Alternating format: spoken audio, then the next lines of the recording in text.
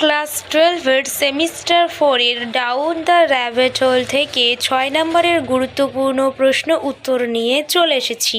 এর আগে আমি পার্ট 1 তোমাদের দিয়ে দিয়েছি। তোমরা যারা দেখোনি তারা অবশ্যই দেখে নিও, আমি আমার এই ভিডিও ডেসক্রিপশনে লিংক দিয়ে দেব। আমি এর আগে 2 নম্বরের গুরুত্বপূর্ণ প্রশ্ন উত্তরও আলোচনা করে দিয়েছি। তোমরা যারা দেখোনি তারা অবশ্যই আমার চ্যানেলে গিয়ে দেখে নিও। এই প্রশ্ন উত্তরগুলো কিন্তু খুবই গুরুত্বপূর্ণ। তোমরা প্রত্যেককেই এই প্রশ্নের উত্তরগুলো খাতায় নোট করে নিও এবং ভিডিওটা প্রথম থেকে শেষ পর্যন্ত দেখে নিও। আর ভিডিওটা যদি ভালো লেগে থাকে তাহলে অবশ্যই লাইক করো, কমেন্ট করো এবং চ্যানেলটিকে সাবস্ক্রাইব করে দিও।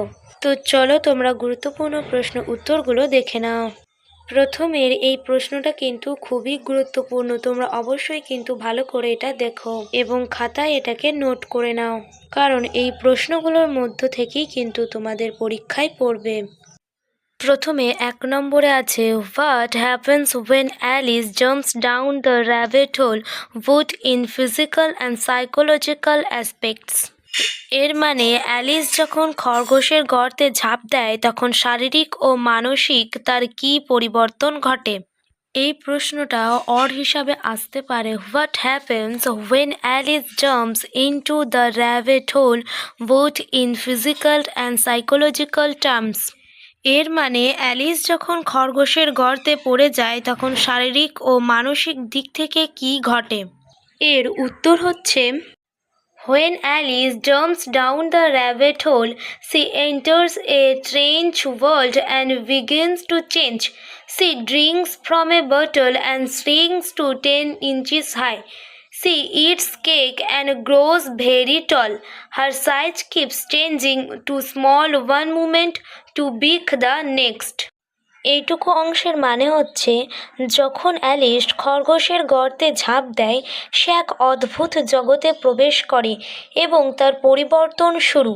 সে একটি বোতল থেকে পান করে এবং 10 ইঞ্চি উচ্চতার মাপে ছোট হয়ে যায়। এরপর সে কেক খেয়ে খুব লম্বা হয়ে যায়। তার দেহের আকার বারবার বদলাতে থাকে, এক সময় খুব ছোট আর এক সময় খুব বড়। পরের অংশটুকু হচ্ছে, this physical change so that normal rules no longer apply. This change reflect the confusion of growing up and she begins to realize that change is often unpredictable and difficult to control, just like growing up itself.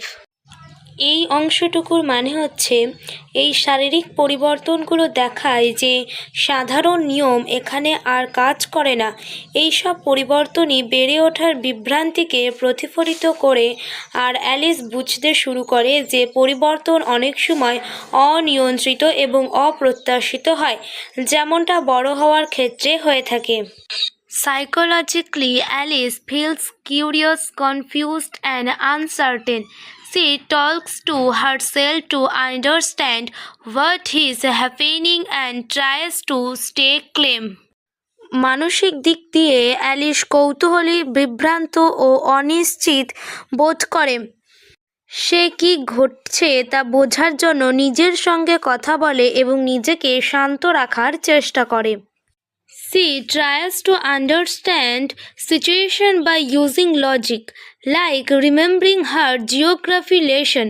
Her thoughts move between sense and nonsense. She begins to see that these new words follows no rules. This makes the start of her journey into a strange land where nothing is familiar, and she must think in new way to cope with change. এর মানে সে ভূগোলের পাঠ মনে করে, যুক্তি দিয়ে পরিস্থিতি বোঝার চেষ্টা করে। তার ভাবনাগুলো কখনোই যুক্তিপূর্ণ, কখনো আজব। সে বুঝতে পারে এই নতুন জগতে কোনো নিয়মেরই ধারা হয় না।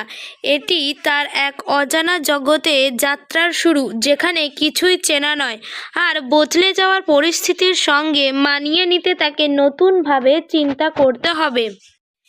এরপরে 2 নম্বরে আছে, describe what Alice experienced after her fall. এর মানে অ্যালিস পড়ার পর কি কি অভিজ্ঞতা অর্জন করেছিল তা বর্ণনা করো। এর উত্তর, after falling for a long time Alice landed safely and found herself in a strange hallway.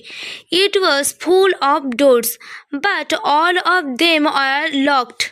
The long hallway with the locked doors presented Alice with a puzzle.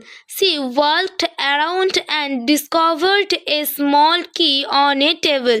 Then she saw a little door that the key could open, but she was too big to go through it. Soon she found a bottle with a label that said, "Drink me." Alice drank from it and became very small, but then she realized she could no longer reach the key. After that, she found a cake with the words, "Eat me." She ate it and grew very tall. This strange change in size confused her at first, but she kept exploring. এর মানে অনেকক্ষণ ধরে নিচের দিকে নামতে নামতে Alice একসময় নিরাপদে নিচে পৌঁছালো এবং নিজেকে এক অদ্ভুত হলঘরে দেখতে পেল। ঘরটি ছিল অনেকগুলো দরজায় ভরা, কিন্তু তার সবকটিই বন্ধ ছিল। তালাবদ্ধ দরজায় ভরা দীর্ঘ হলঘরটি অ্যালিসের কাছে এক ধরনের ধাঁধার মতো মনে হলো। সে চারিদিকে হাঁটাহাঁটি করলো এবং একটি টেবিলের ওপর একটি ছোট চাবি দেখতে পেল।